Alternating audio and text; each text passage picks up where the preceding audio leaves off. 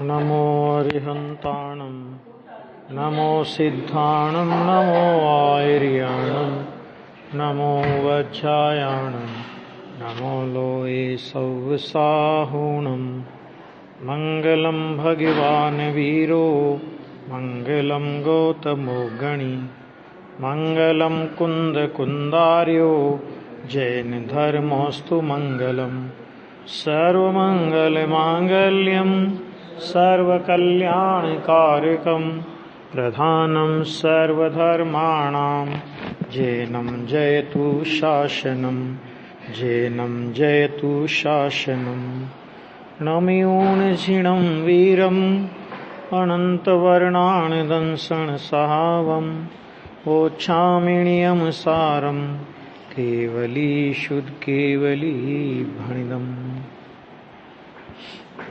भगवान कुंदकुंदाचार्य देव के द्वारा निज भावना के निमित्त जिस ग्रंथ की रचना हुई उसका नाम है नियम सार। आचार्य देव ने 84 पहाड़ों की रचना की, लेकिन उसमें समय सार आदि जो परमागम उन्होंने रचे उसमें अत्यंत अप्रतिबुद्ध अज्ञानी जीव को संबोधन करने की मुख्यता है। लेकिन एकमात्र नियम सार परमागम ऐसा है कि जिसमें आचार्य देव खुद कहते हैं अंतिम गाथा में कि मैंने सर्वज्ञ परमात्मा के जिनोपदेश को पूर्वापर अविरोध जानकर निज भावना के निमित्त इस ग्रंथ की रचना की है। जब अपन दृष्टिपात करते हैं समय सार आदि परमागमों पर जो एकदम अज्ञानी के लिए बनाए गए हैं, जब उन समय सार आदि ग्रंथों की गंभीरता उसके लिए शब्द नहीं है अपने पास, और ये कहना पड़ता है कि ग्रंथादिराज तारामा भावो ब्रह्मांड ना भर्या, तो आप ये समझ सकते हैं अपन लोग कि नियम सार परमागम कितना गंभीर ग्रंथ होगा, क्योंकि वो तो आचार्य कुंद कुंद ने निज भावना के निमित्त बनाया। यानी यूं समझो कि आचार्य कुंद कुंद की अंगत डायरी, मैंने अपनी जो निजी डायरी लिखते हैं ना लोग, तो वो पर्सनल डायरी है ये। जैसे अपने यहाँ पुराने जमाने में ऐसा होता था कि जो ब्राह्मण लोग भोजन बनाते थे कच्ची रसोई, तो उसमें क्या होता था कि जनरल पब्लिक के लिए रसोई बनेगी और ब्राह्मणों का चौका अलग होता था। वो चौका क्या होता था कि जो ब्राह्मण लोग सामान्य पब्लिक के लिए रसोई बनाएंगे उसमें 1 किलो चूरमा में 1 किलो घी होगा, ऐसा होता था ना। और खुद के लिए बनाएंगे ना वो कहेंगे कि 1 किलो में 4 किलो घी, और वे हमारा को छूना नहीं, वो अलग बात है। यहां तो कुंद कुंद आचार्य ऐसा नहीं कहते। अब जिसको 1 किलो घी वाला चूरमा हजम नहीं होवे तो 4 किलो वाले में तो क्या होने वाला है वो तो समझ लेना, है ना। तो जब समय सार, इसमें क्या कहना है कि जब समय सार इतना गंभीर है तो नियम सार कितना गंभीर होगा। अरे ये बात मैं नहीं कहता हूं, इस ग्रंथ की सबसे पहली हिंदी टीका अगर किसी ने की, भाषानुवाद नहीं था वो, भावानुवाद था, वो थे ब्रह्मचारी शीतल प्रसाद जी, ब्रह्मचारी शीतल प्रसाद जी। और उन्होंने सबसे पहले इस ग्रंथ, ये ग्रंथ उनको जयपुर के शास्त्र भंडार में से मिला संस्कृत, और उसकी उन्होंने टीका लिखी।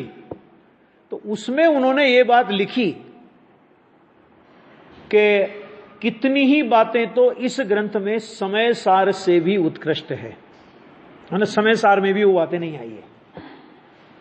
और पूज्य गुरुदेव ने उस बात का समर्थन किया। उन्होंने कहा कि हाँ, कितनी ही बातें ऐसी है जो अन्य परमागमों में, वो गुरुदेव तो ऐसा बोलते थे, दिगंबर शास्त्रों में पण जोवा मलती नहीं, दिगंबर शास्त्रों में देखने को नहीं मिलती, कई बातें तो ऐसी है।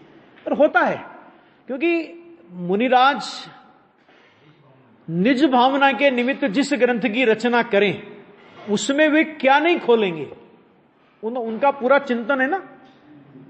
जिसमें उपदेश वगैरह की बात हो तो लोगों को समझ में आएगा कि नहीं आएगा, ज्यादा सूक्ष्म तो नहीं हो जाएगा, वो सब बातें उनको सोचनी पड़ती है। लेकिन जब निज भावना के निमित्त रच रहे हैं तो उसमें वो कोई बात सोचने की जरूरत ही नहीं थी। एक बात। दूसरी बात क्या, देखो आचार्य कुंद के पंच परमागमों पर, क्योंकि अभी अपनी चर्चा पहले अपन उपोद्घाट लेंगे, इसका उपोद्घाट लेंगे, और उसके बाद नियम सार जब पहले कलश से शुरू होगा तो इधर गुरुदेव श्री का प्रवचन चलेगा, उसी कलश पर और उसी पर अपनी स्वाध्याय चलेगी। जिसको स्वाध्याय का पूरा लाभ लेना है वो गुरुदेव के प्रवचन में आएंगे तो ही उनको लाभ मिल पाएगा उसका, नहीं तो कुछ भी पता नहीं पड़ेगा, है ना। तो अभी देखो, वही मैंने अभी नरेंद्र जी से ही बोला, मैंने कहा अभी छेड़ाला का दो अभी प्रवचन बाकी है, तो ये प्रवचन होगा तब तक मेरा ये उपोद्घात चलेगा। फिर उपोद्घात के बाद उधर गाथा से जोड़ो, जो गाथा जो कलश चलेगा साथ में गुरुदेव के प्रवचन चलेंगे, उसके आधार पे अपन पूरा इसका स्वाध्याय करेंगे, बहुत अच्छा रहेगा। अभी अपन 5 परमागमों की जब तुलना करते हैं तो समय सार, प्रवचन सार, पंचास्ती काय, अष्टपाहुड़ और नियम सार अलग रखा है ना। अभी देखो, समय सार अत्यंत अप्रतिबुद्ध अज्ञानी जीवों के लिए बनाया। प्रवचन सार जैन दर्शन की वस्तु व्यवस्था, जैन दर्शन की सर्वज्ञता और जैन दर्शन का मुक्ति मार्ग कैसा है, जैन दर्शन की सर्वज्ञता के लिए ज्ञान तत्व प्रज्ञापन अधिकार, जैन दर्शन की वस्तु व्यवस्था के लिए ज्ञेय तत्व प्रज्ञापन अधिकार, और जैन दर्शन का मुक्ति मार्ग कैसा होता है वो प्रतिपादन करने के लिए उन्होंने चरणान योग सूचक चूलिका की रचना की। ठीक है, तो उसमें उन्होंने जैन दर्शन और मुक्ति मार्ग को आचार्य देव सामने लाए। पंचास्ती काय में जो समझ लो लघु बुद्धि है, अल्प बुद्धि है, उन अल्प बुद्धि जीवों को भी जैन दर्शन के प्रारंभिक मूलभूत द्रव्य गुण पर्याय के स्वरूप का ज्ञान, मुक्ति मार्ग का ज्ञान कैसे हो जाए, वो अति संक्षेप में पंचास्ती काय के अंदर कहा गया। दो ग्रंथ हुए, 3 हो गए ना, समय सार हो गया, प्रवचन सार हो गया, पंचास्ती काय हो गया। अभी अष्टपाउड़ का क्या हुआ कि जिस समय आचार्य कुंद देव इस धरती पर आए और 11 साल की उम्र में जब उन्होंने दीक्षा ली, उन आचार्य कुंद देव के पहले श्वेतांबर मत निकल चुका था। और वो कैसे निकला था, आज जो श्वेतांबर का रूप दिखाई देता है उस जमाने में वो रूप नहीं था। उस जमाने में अर्ध फालक वगैरह ऐसे बहुत उनमें भेद हुए, माने एकदम इतने परिग्रह में नहीं आगे थे पहले ये लोग।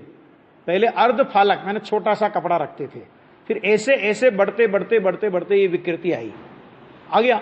तो कुंद आचार्य के सामने 2 समस्याएं थी।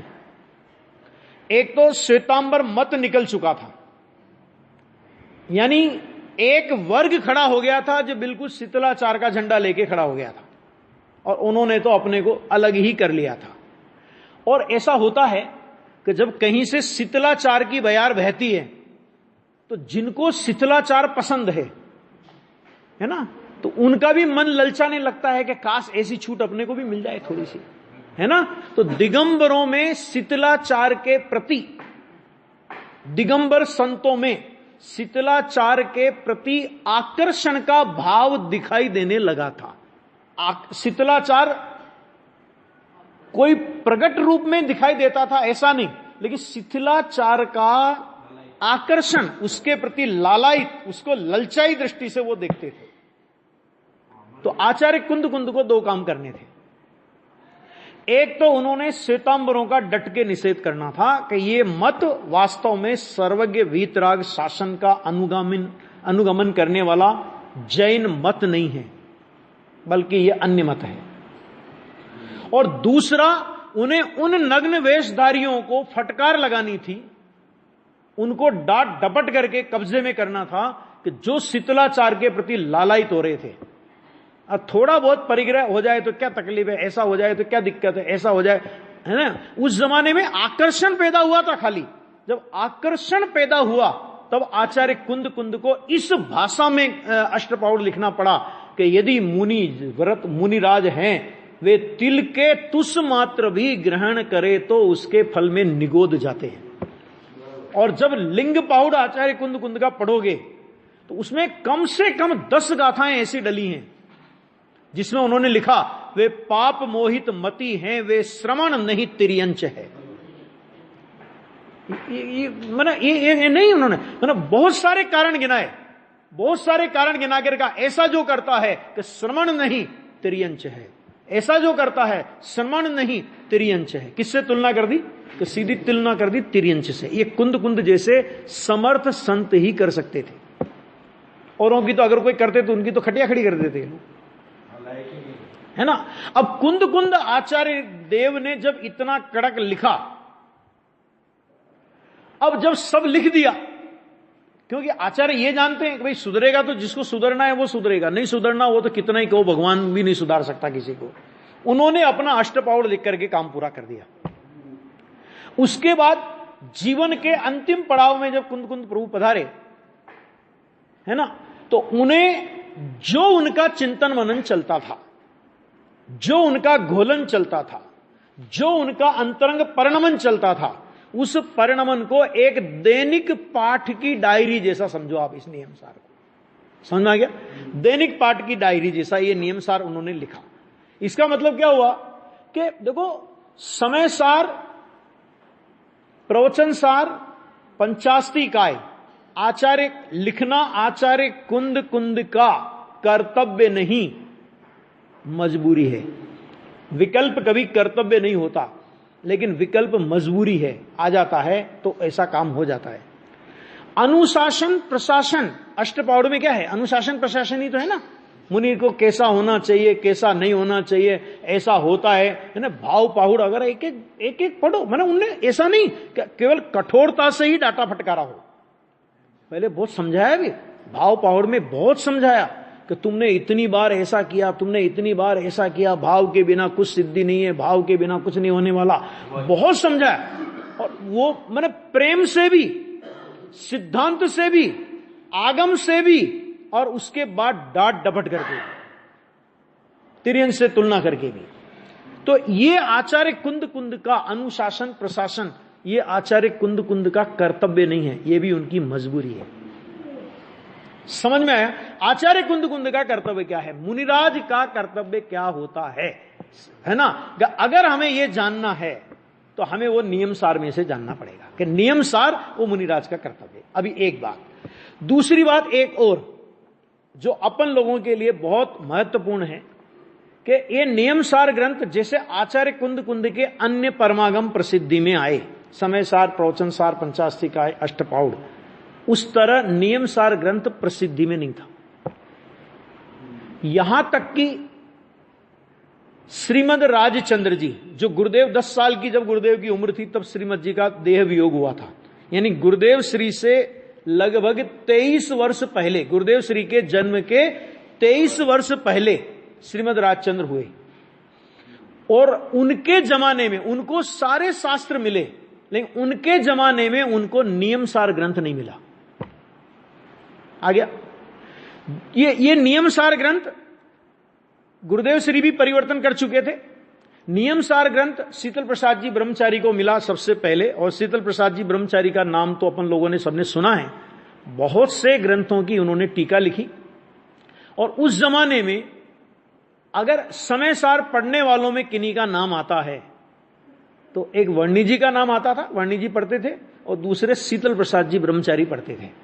तो पंडित कैलाश संजीव वाराणसी वालों ने लिखा कि जब हमको वो जमाना याद है कि जब हम ब्रह्मचारी शीतल प्रसाद जी की समय सारी कह करके मजाक उड़ाया करते थे। ये उनने लिखा कि यदि कांजी स्वामी का उदय नहीं होता तो दिगंबर जैन समाज में कुंद कुंद साहित्य का प्रचार नहीं होता। क्यों? क्योंकि हम लोग माने कोई पंडित कैलाश चंद सिद्धांत शास्त्री, उस जमाने के सिद्धांत शास्त्री, कोई सामान्य डिग्री नहीं थी वो, और मैंने बहुत मेहनती विद्वान थे ऐसा। तो उनका ये वाक्य था।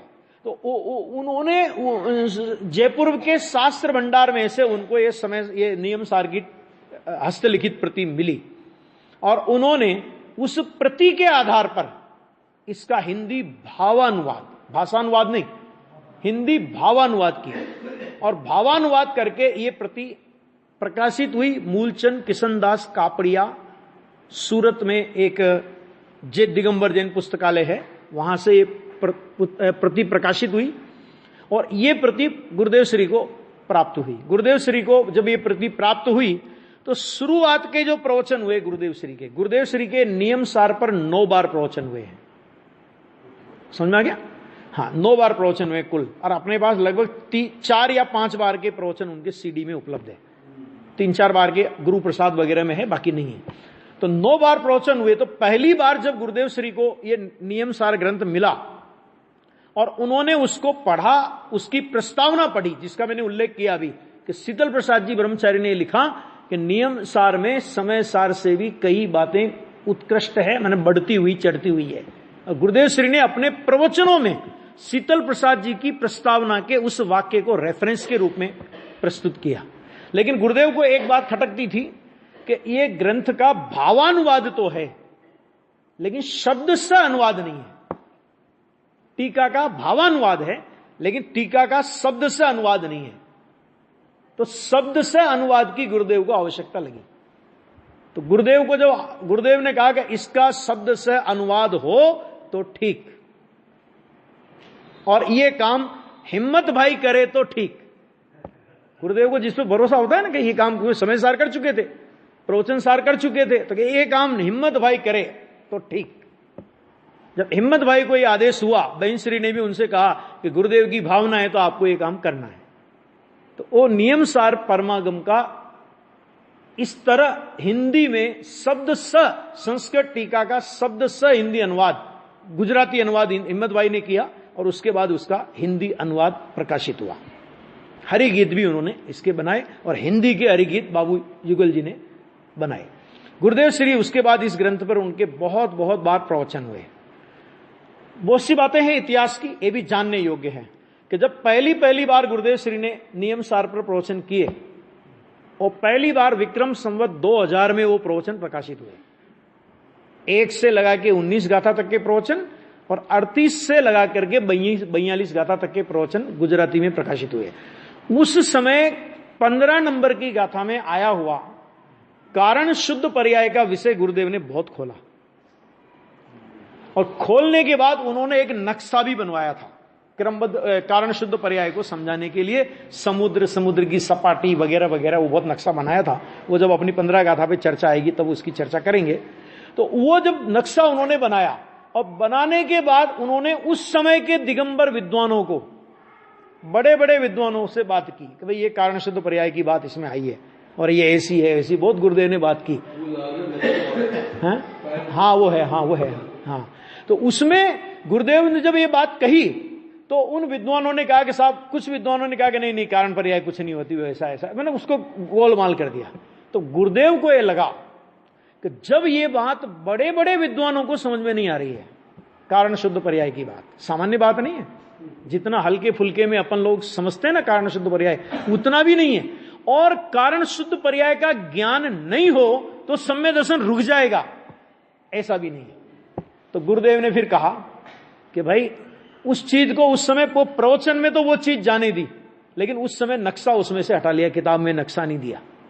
और उसके बाद कुछ टाइम तक गुरुदेव ने कारण शुद्ध पर्याय पर चर्चा विशेष रूप से नहीं की। और जब बाद में सारे तत्व ज्ञान का स्पष्टीकरण आता गया, लोग समझदार होते गए, लोग तत्व ज्ञान को पकड़ने के योग्य हुए, तो फिर से गुरुदेव ने कारण शुद्ध पर्याय वगैरह का बहुत बहुत गंभीर स्पष्टीकरण उन्होंने किया। ये एक बात। दूसरी बात कि देखो, एक और गजब की बात इसके साथ है कि समय सार, प्रवचन सार और पंचास्तिकाएं, इन ग्रंथों की 2-2 टीकाएं हैं, बल्कि 3 टीकाएं। एक प्रभाचंद्र आचार्य की और भी है, लेकिन प्रकाश में नहीं है अभी वो। तो एक अमृतचंद्र आचार्य की और एक जयसेन आचार्य की, मैंने लिखने वाले आचार्य और टीकाकार कौन, कि टीकाकार भी आचार्य। ठीक है। अब देखो नियम सार में कैसा योग है ये, कि नियम सार ग्रंथ की रचना आचार्य देव ने निज भावना के निमित्त की है ना, और नियम सार के टीकाकार पद्म प्रभ मलधारी देव, और वे मुनि थे, आचार्य नहीं थे। कभी कभी ऐसा लगता है कि देखो कुदरत का कैसा योग है कि निज भावना के निमित्त रचना की टीकाकार मुनिराज मिले। क्यों? क्योंकि आचार्य कुंद कुंद की निज भावना भी तो यही है ना कि ये आचार्य पद तो उपाधि है। समझ में आ गया? अगर श्रेणी आरोहण करना हो तो कभी भी आचार्य पद में रहते हुए श्रेणी आरोहण नहीं हो सकता। श्रेणी आरोहण के पहले आचार्य पद अपने योग्य शिष्य को वो संभलाते हैं और मुनि अवस्था में आते हैं, और मुनि अवस्था में आने के साथ ही उस संग का भी परित्याग कर देते हैं। क्यों? क्योंकि बहुत काल तक उस संग में आचार्य पद पर रहे तो सारे साधुओं से उनका संपर्क रहा, तो हो सकता है कि हमारा मोह किसी के प्रति जागृत हो जाए, है ना। और ऐसा भी हो सकता है कि आज तक इन शिष्यों ने हमें नमस्कार किया और अब इन शिष्यों को हम नमस्कार करेंगे तो इनको कहीं असुविधा नहीं लगे, करे आज तक तो हम इनको मुनि हो गए ना, अब तो मुनि हो गए तो उन शिष्यों को नमस्कार करेंगे कि नहीं करेंगे, जो आज तक उनको नमस्कार करते रहे, कोई भी कारण रहा हो। लेकिन वो आचार्य पद छोड़ने के बाद प्राय ये नियम है कि वो उस संघ में नहीं रहते, दूसरे संघ में जाते हैं। खैर, अब जो भी हो, तो ये मुनिराज टीकाकार, और इतनी गजब की टीका कि जितनी गंभीरता नियमसार ग्रंथ में है वैसी ही गंभीरता आचार्य मुनिराज पद्म प्रमलधारी देव की टीका में आपको पढ़ने को मिलेगी। 187 गाथा, कुल गाथा कितनी? 187, और कलश कितने हैं? 311। यानी ऐसी कोई गाथा नहीं कि जिस पर मुनिराज पद्म प्रमलधारी देव ने कलश नहीं चढ़ाया हो, और ऐसी भी अनेक गाथाएं हैं जिन पर 5-5, 7-7 और 9-9 कलश चढ़ाए। तब 187 गाथा और 311 इसमें कलश है। एक, अब शैली की बात करें अपन अगर नियम सार की, तो नियम सार की शैली क्या है कि नियम सार माने नियम और सार, ये दो शब्दों से मिलकर नियम सार बना ना। तो नियम माने नियम से करने योग्य, यानी ये ग्रंथ पर्याय का अधिकार वाला ग्रंथ है, समझना पहले तो। समय सार दृष्टि का विषय बताने वाला ग्रंथ है, और ये चारित्र का ग्रंथ है। नियम सार कैसा है? चारित्र का ग्रंथ है, ठीक है। तो अब वो जो नियम सार, तो नियम माने नियम से, निश्चय से, निश्चित रूप से जो करने योग्य हो उसे कहते नियम। आप लोग में नहीं कहते कि आप नियम तो कुछ लेते नहीं। गुरुदेव से कहा कि आप कुछ नियम तो दिलाते नहीं, तो गुरुदेव ने कहा हम आज तुमको नियम दिलाते हैं। लोग खुश हो गए कि आज तो गुरुदेव नियम दिलाएंगे। तो गुरुदेव ने कहा कि नियम करो कि हम पुण्य पाप नहीं करेंगे। समझ में आ गया? कौन सा नियम करो? कि हम नियम करो कि हम पुण्य पाप नहीं करेंगे। पुण्य पाप नहीं करेंगे इसका मतलब क्या हुआ कि हम अपने स्वरूप में पूर्ण रूप से स्थिर हो जाएंगे। ये नियम करो, है ना। तो नियम माने नियम से करने योग्य सम्यक दर्शन ज्ञान चारित्र, ठीक। अब वो नियम के साथ में सार शब्द लगाया, तो उन्होंने कहा कि विपरीत के परिहार हेतु सार पद परिकथित है। और टीकाकार आचार्य देव मुनिराज ने इसका बहुत गंभीर अर्थ खोला है। वहां से कारण नियम और कार्य नियम की चर्चा निकाली है। कारण शुद्ध पर्याय का बीजारोपण तीसरी गाथा से हो जाता है, जहां पे नियम सार शब्द का अर्थ किया। तो उन्होंने कहा कि विपरीत का परिहार, तो अभी प्रश्न ये कि सम्यक दर्शन ज्ञान चारित्र जो नियम से करने योग्य है, तो उसमें विपरीत का परिहार क्या आएगा? तो सामान्य जन तो ये समझते कि मिथ्या दर्शन ज्ञान चारित्र, कि भाई साहब मिथ्या दर्शन ज्ञान चारित्र वो तो मुनिराज की भूमिका में होता ही नहीं। आप कह रहे हो कि नियम सार ग्रंथ आचार्य कुंद कुंद ने निज भावना के निमित्त बनाया, तो पहले तो ये बताओ कि क्या मुनिराज को मिथ्या दर्शन ज्ञान चारित्र होता है? जब उसको होता ही नहीं, मुनिराज की भूमिका में मिथ्या दर्शन ज्ञान चारित्र होता ही नहीं, तो उसके निषेध की बात कहां आई? वो तो पहले ही निषेध हो चुका, वो तो पहले ही बहिष्कृत हो चुका। उसके बाद तो श्रावक की दशा और उसके बाद मुनि की दशा है। तो मुनिराज की भूमिका में, और एक लिखा ना नियम से करने योग्य, तो नियम से करने योग्य क्या हुआ कि नियम से करने योग्य हुआ निश्चय सम्यक दर्शन, निश्चय सम्यक ज्ञान और निश्चय सम्यक चारित्र। नियम से करने योग्य यह है। फिर सार शब्द क्या है कि नियम से करने योग्य यह है, यह मुनिराज को पता है, लेकिन स्वरूप में परिपूर्ण जमावट के अभाव में उन मुनिराज की भूमिका में जो व्यवहार सम्य दर्शन ज्ञान चारित्र का विकल्प आता है, जो कि शुभ भाव रूप है, अशुभ भाव तो मुनिराज को होता ही नहीं, कि जो कि शुभ भाव रूप है, मुनिराज कहते हैं कि हम इसके निषेध के लिए सार शब्द का प्रयोग कर रहे हैं। व्यवहार सम्य दर्शन ज्ञान चारित्र के निषेध के लिए सार शब्द का प्रयोग कर रहे हैं। क्यों? क्योंकि हमारी भूमिका में, हमारी परिणति में जो होगा उसी का तो हम निषेध करेंगे। जो हमारी परिणति में है ही नहीं उसका निषेध क्यों करेंगे, है ना। कि ये हमें पता है कि भले इस पर्याय में इसका अभाव नहीं होगा, अभाव नहीं होने पर भी ये अभाव करने योग्य है, ये बात कभी भी हमारे चित्त में से हटती नहीं है। आ गया। तो व्यवहार सम्य दर्शन ज्ञान चारित्र के निषेध के लिए सार शब्द का प्रयोग किया, और ये आचार्य देव के इस अभिप्राय को टीकाकार मुनिराज ने तीसरे गाथा की टीका में खोला है। बहुत गजब की गाथा है। तो अब चर्चा यहां चली कि वो कारण, अब देखो, अब ये हो गया ना, ये उन्होंने कहा। तो अब जब नियम सार की बात आई कि नियम से करने योग्य, तो करने योग्य में क्या हुआ, द्रव्य हुआ के गुण हुआ के पर्याय हुई, पर्याय हुई, निर्मल पर्याय हुई। करने योग्य, नियम से करने योग्य तो निर्मल पर्याय होती है, मलिन पर्याय कभी करने योग्य हो जावे अलग बात है, लेकिन करने योग्य तो नहीं होती। बीमार पड़ जावे अलग बात है, लेकिन बीमार पड़ने योग्य तो नहीं होता, स्वस्थ रहने योग्य होता है। तो अभी आचार्य देव ने जब ये बात कही तो इसमें एक शैली का प्रयोग किया। जब तक हम उस नियम सार की शैली को नहीं समझेंगे, क्योंकि इसकी शैली थोड़ी अन्य परमागमों से डिफरेंट है थोड़ी सी, तो इसमें क्या शैली का प्रयोग किया कि जब आचार्य देव ने पर्याय की बात की, ये करने योग्य है, तो करने योग्य पर्याय कभी भी पर्याय के लक्ष्य से पैदा नहीं होती। सम्य दर्शन ज्ञान चारित्र करने योग्य ना, तो वो करने योग्य जो पर्याय है वो कभी भी उस पर्याय के लक्ष्य से पैदा नहीं होती, उसका आश्रयभूत कारण त्रिकाली द्रव्य स्वभाव है।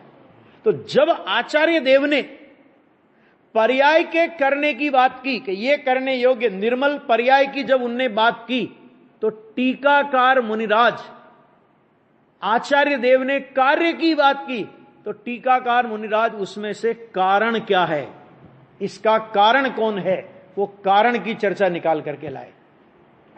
और जहां आचार्य देव ने कारण की चर्चा की गाथा में, तो टीकाकार ने उस कारण के आश्रय से क्या कार्य प्रकट होगा, वो कार्य की चर्चा की। यानी दोनों की अंडरस्टैंडिंग जिससे अपन बोलते हैं बहुत गजब की है कि जब टीकाकार आचार्य देव कारण की चर्चा करते हैं तो टीकाकार उसमें से कार्य की बात भी निकालते हैं, और जब आचार्य देव कार्य की चर्चा करते हैं तो टीकाकार कारण की बात भी निकालते हैं। आ गया। और इसका शुभारंभ उन्होंने तीसरी गाथा से कर दी, नियम से करने योग्य। तो उन्होंने कहा कि नियम से जो करने योग्य है उसको बोलते हैं कार्य नियम, और उस कार्य नियम का जो कारण है, उस कार्य नियम के कारण को बोलते हैं क्या, कारण नियम। कारण नियम, कार्य नियम उसके आश्रय से पैदा होता है। इस तरह कारण कार्य की शैली में यह पूरा ग्रंथ लिखा गया। मैंने कहने का मतलब क्या है कि जो भी कारण, जो भी कार्य अपने पर्याय में व्यक्त होते हैं, उस कार्य का वैसा वैसा कारण तेरे द्रव्य स्वभाव में निरंतर वर्त रहा है। वर्तेगा ऐसा नहीं, निरंतर वर्त रहा है। जिस समय तू उसे कारण बनावे उसी समय तेरी पर्याय में कार्य की उत्पत्ति हो जाएगी। ऐसा कारण कार्य का बहुत अच्छा सुमेल इस ग्रंथ में अपने को पढ़ने को मिलेगा। और यही कारण है कि अभी जो गुरुदेव श्री के वर्ल्ड टू वर्ल्ड प्रवचन आए हैं, ये नियम सार पे 7 भाग हैं टोटल, तो उनका नाम है कारण कार्य नियम। प्रवचन का नाम ही यही है, कारण कार्य नियम। क्यों? क्योंकि कारण कार्य की संधि में ये लाए, और इस नियम सार को प्रसिद्धि में लाने का श्रेय पहला ग्रंथ भंडार में से निकाल करके इसको प्रकाशित करने के लिए हम ब्रह्मचारी शीतल प्रसाद जी के उपकार को भी नहीं भूल सकते कि उन्होंने ये ग्रंथ निकाला शास्त्र भंडार में से, और उन्होंने उसकी टीका लिख करके ये ग्रंथ उपलब्ध कराया। और उसके बाद इस ग्रंथ का जो विश्वव्यापी प्रचार प्रसार हुआ, तो उसका श्रेय भी गुरुदेव श्री के खाते में जाता है। कि गुरुदेव श्री के समय में ही इस ग्रंथ का समझ लो प्रकाशन हुआ, और इस ग्रंथ के व्याख्यान हो गए, प्रचार प्रसार हुआ। जब श्रीमद राजचंद्र को यह ग्रंथ उपलब्ध नहीं हुआ, पंडित टोडरमल जी को भी उपलब्ध नहीं हुआ, जब श्रीमद जी को नहीं हुआ तो टोडरमल जी को कहां से मिलेगा, है ना। तो ये एक समझ लो, ये गुरुदेव के इतिहास की ये एक स्वर्णिम घटना है कि जिनके प्रभावना योग में ये नियम सार जैसा प्रभावशाली ग्रंथ महान प्रभावना को प्राप्त हुआ।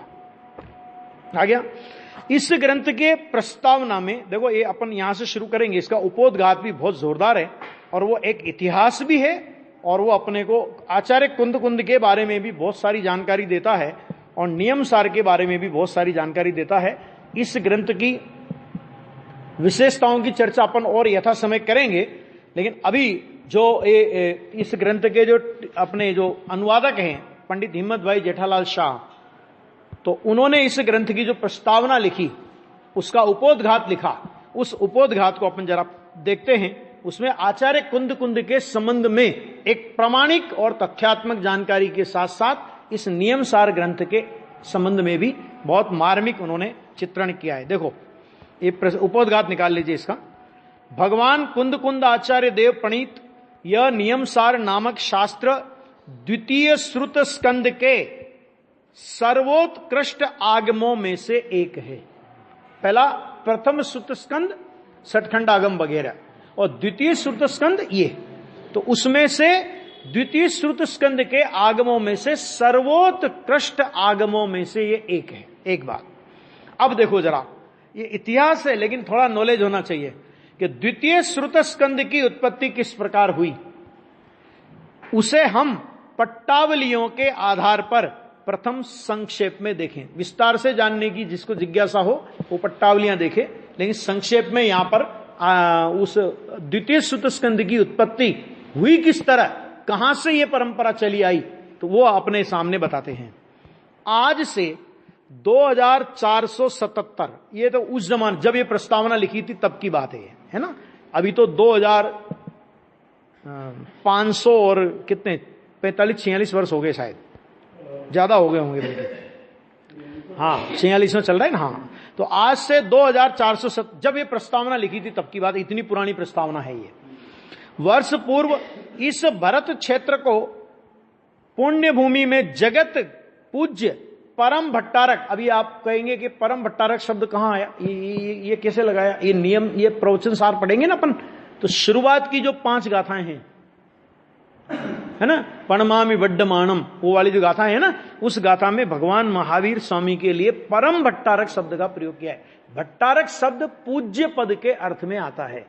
ये जो केसरिया वस्त्र पहन करके कमंडल लेके घूमते हैं ना, ये तो भ्रष्ट हैं, ये भट्टारक नहीं है,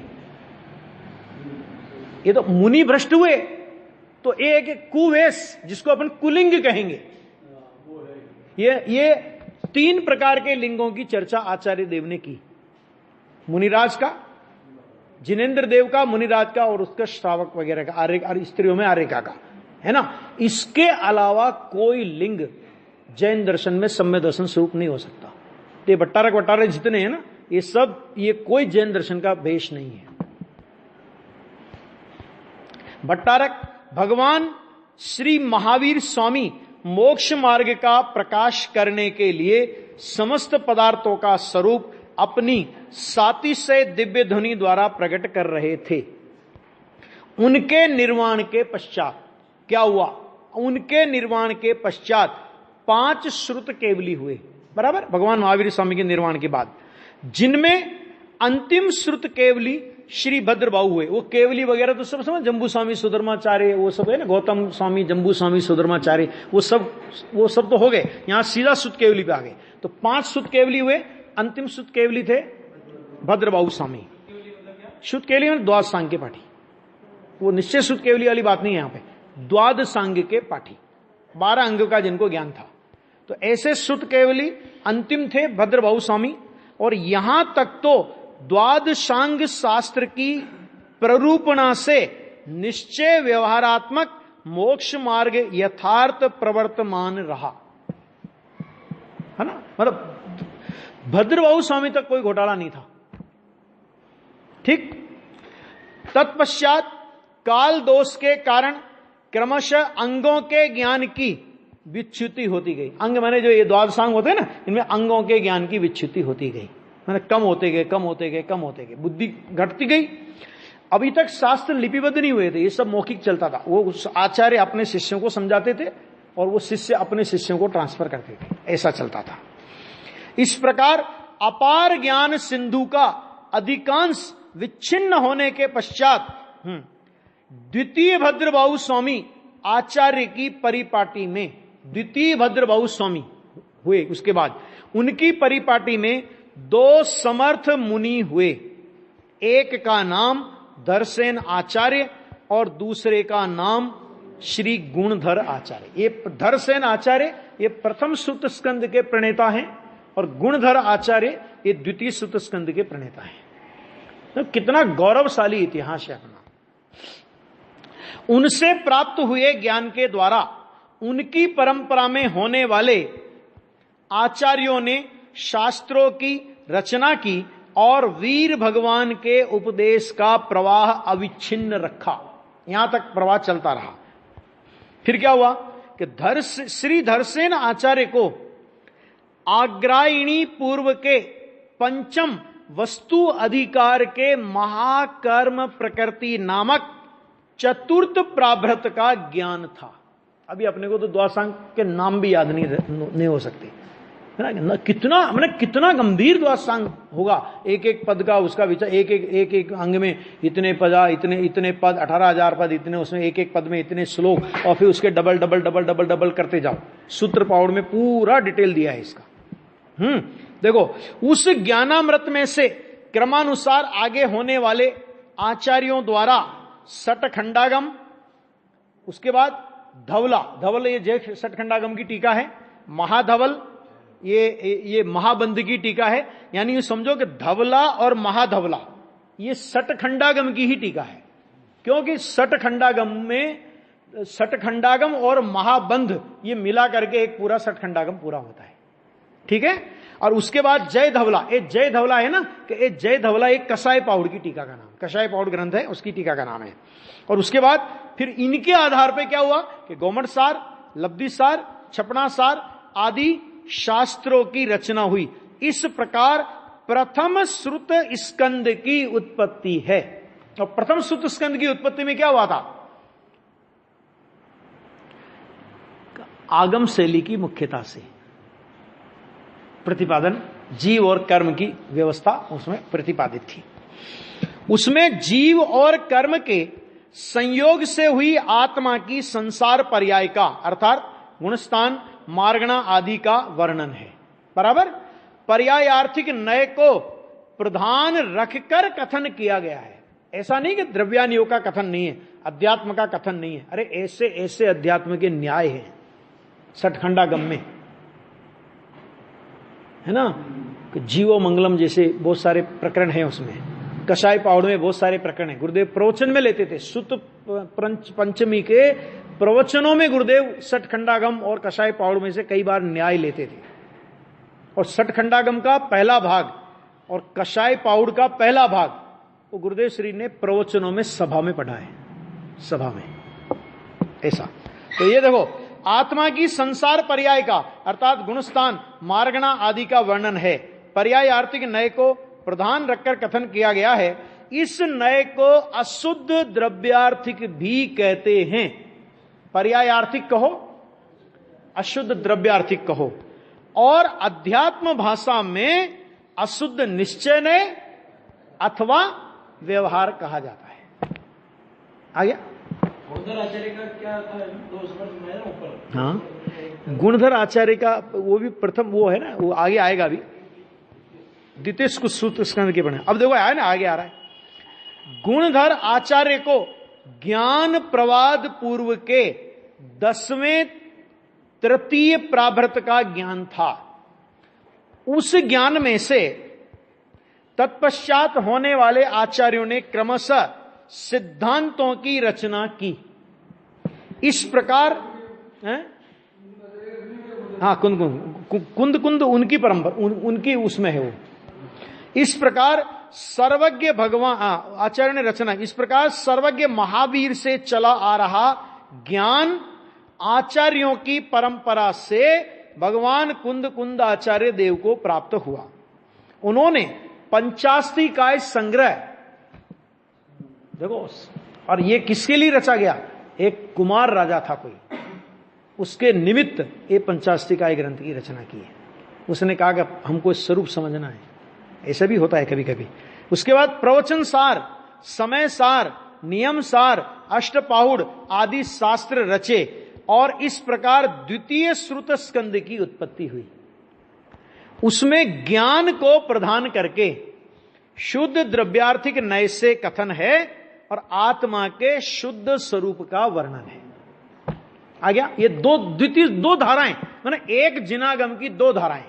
प्रथम सुत स्कंद में सठखंडागम आदि की रचना हुई और द्वितीय सुत स्कंद में समय सार आदि परमागमों की रचना हुई। बराबर? अब देखो, भगवान कुंद आचार्य देव विक्रम संवत के प्रारंभ में हो गए हैं। विक्रम संवत 49 में तो हुए ना, विदेह क्षेत्र गए थे। हाँ, आगे देखो, दिगंबर जैन परंपरा में भगवान कुंद आचार्य देव का स्थान सर्वोत्कृष्ट है। कैसे? कि मंगलम भगवान वीरो, मंगलम गौतमो गणी, मंगलम कुंदार्यो, जैन धर्मोस्तु मंगलम।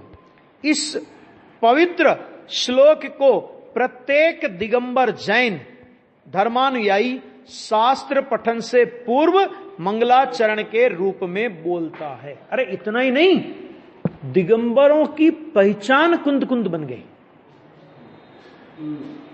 भगवान की प्रशस्ति में कुंद लिखना पड़ेगा। आमन है, भले माने नहीं माने कुंद की, लेकिन लिखना तो पड़ेगा, है ना। और शास्त्र में भी अस्य मूल ग्रंथ कर्तार श्री सर्वज्ञ देवा, तदुत्तर ग्रंथ कर्तार गणधर देवा, प्रति गणधर देवा, तेसाम वचनानुसार मासादे आचार्य कुंद आमनाय। और उसके बाद जिन आचार्य का या विद्वान का ग्रंथ हो उनका नाम वो लिखा जाता है।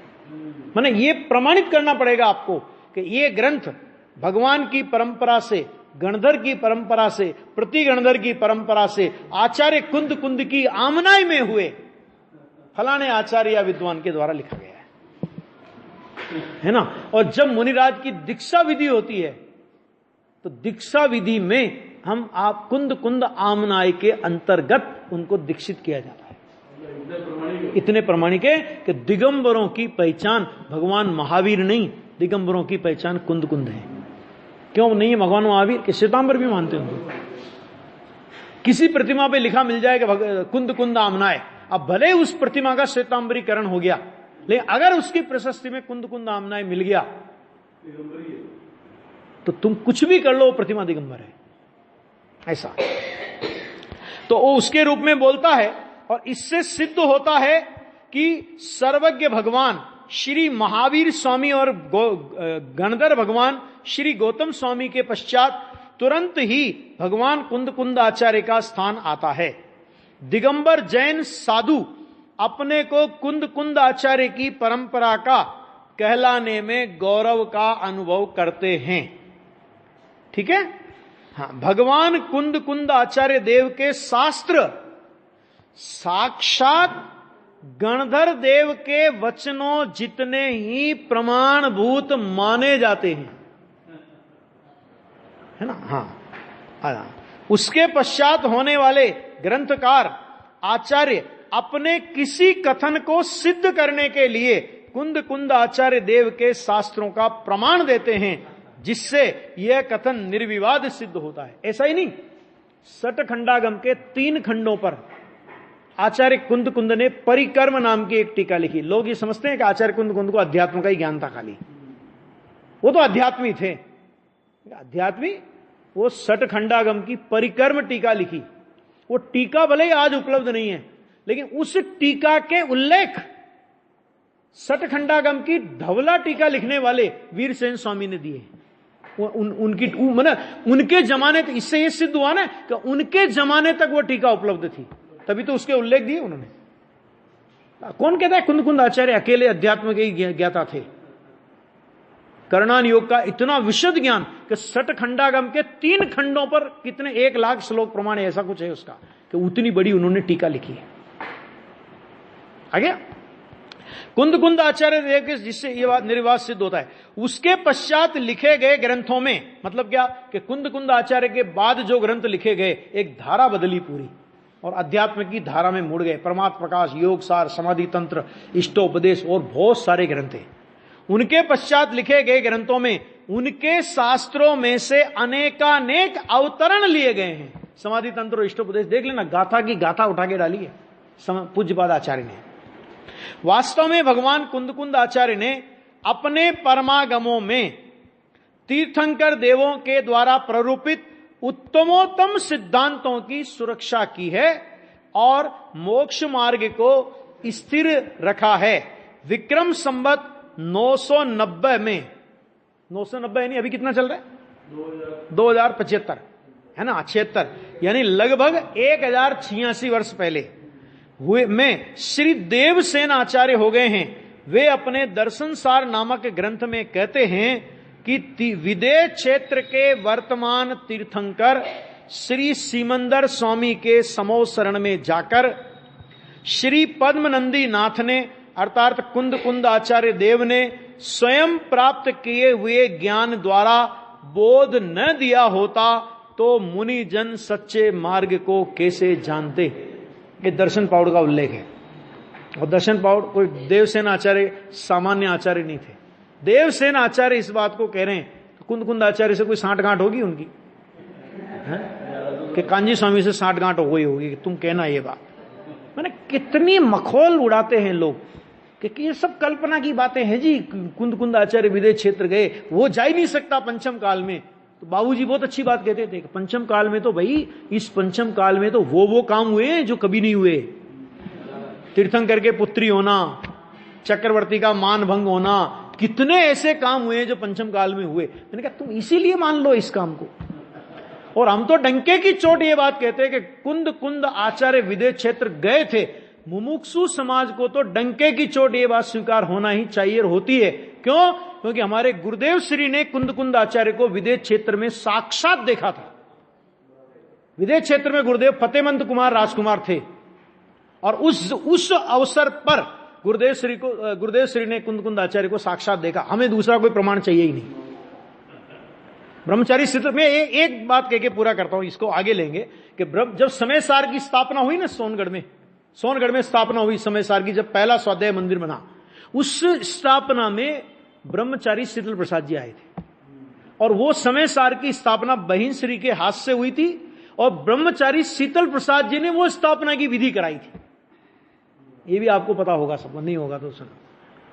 और उस समय जब स्थापना हुई और उस समय जब गुरुदेव ने उद्गार व्यक्त किए, पहली बार गुरुदेव ने वो घोषणा की कि कुंद कुंद आचार्य देव के ऊपर हमारे ऊपर कुंद कुंद आचार्य का अनंत अनंत उपकार वर्तता है।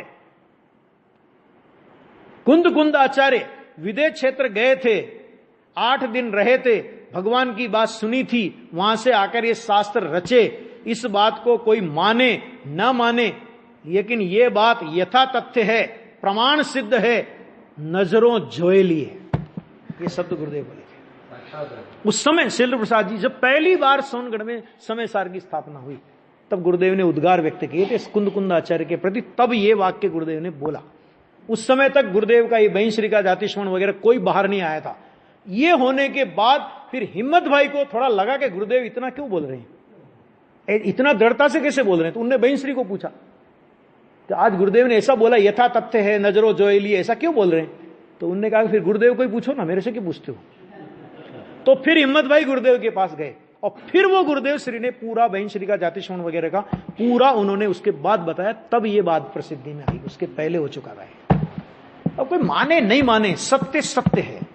अभी मैं बाबूजी का प्रवचन सुन रहा था, एक 320 गाथा चल रही है अभी, उनका भी मैं सुनता हूं। तो 320 गाथा में मैंने डंके की चोट बाबूजी ने ये बात बोली कि अगर गुरुदेव यहां पर किसी को गुरु बनाते तो गुरुदेव भी पथभ्रष्ट हुए बिना नहीं रहते, कि बढ़िया रहा उनको यहां कोई गुरु नहीं मिला, क्योंकि जिनको गुरु मिले उनकी हालत अपन देख रहे हैं कि फिर क्या हुआ कि वो तो पहले से गुरु बना के आए थे।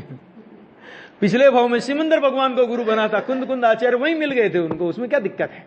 यहां वो संस्कार उनके जागृत हुए, उन संस्कारों ने ये काम करके दिया।